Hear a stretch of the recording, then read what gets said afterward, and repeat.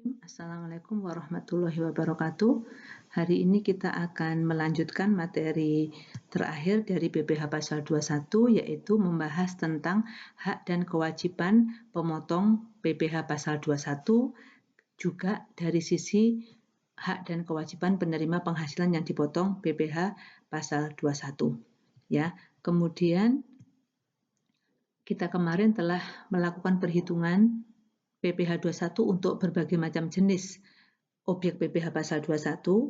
Kemudian kewajiban dari pemotong setelah menghitung pajak itu adalah melakukan penyetoran ke negara, ya. Penyetoran kemudian melakukan pelaporan. Penyetoran dilakukan paling lambat tanggal 10 bulan berikutnya. Jadi kalau misalnya masa pajaknya Januari, akan disetorkan paling lambat tanggal 10 bulan Februari.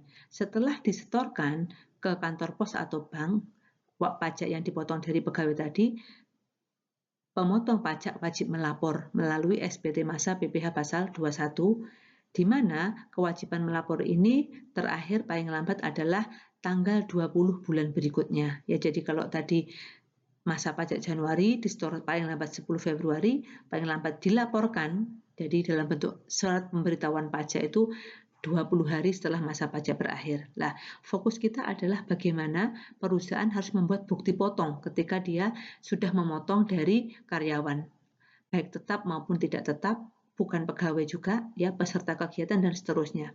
Jadi di sini perusahaan itu wajib membuat kertas kerja seperti yang kemarin. Excel itu berapa jumlah pegawai tetapnya, apa saja imbalannya, kemudian apa saja pengurangnya dan seterusnya, sehingga ketemu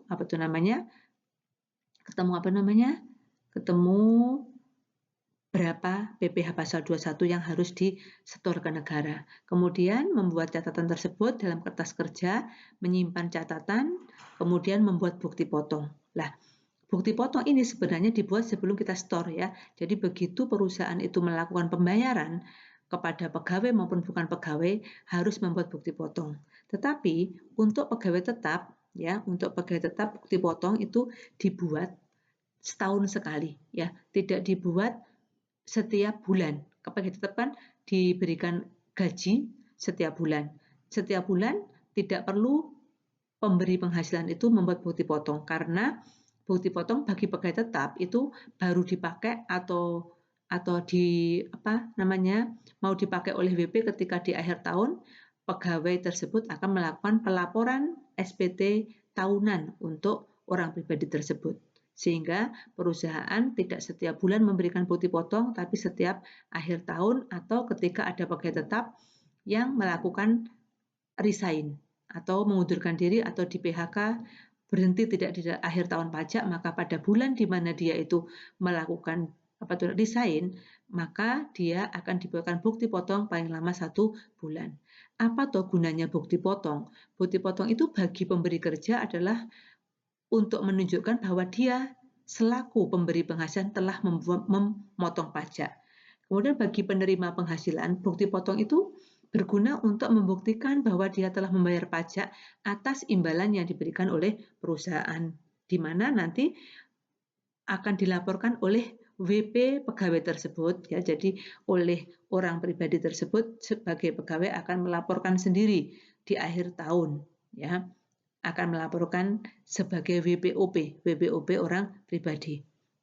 Kemudian untuk selain pegawai tetap, berarti pegawai lepas, baik upah borongan, satuan dan seterusnya, bukti potong itu dibuat setiap kali ketika ada pemberian imbalan kepada pegawai lepas tersebut atau tenaga ahli dan seterusnya. Karena dia kalau pegawai lepas atau tenaga ahli itu kan tidak ada terus di perusahaan. Jadi dia harus dibutuhkan bukti potong setiap kali kita memberikan imbalan atau perusahaan memberikan imbalan, karena kalau misalnya tidak diberikan bukti potong belum tentu bulan depan dia akan kembali ke kita, gitu ya.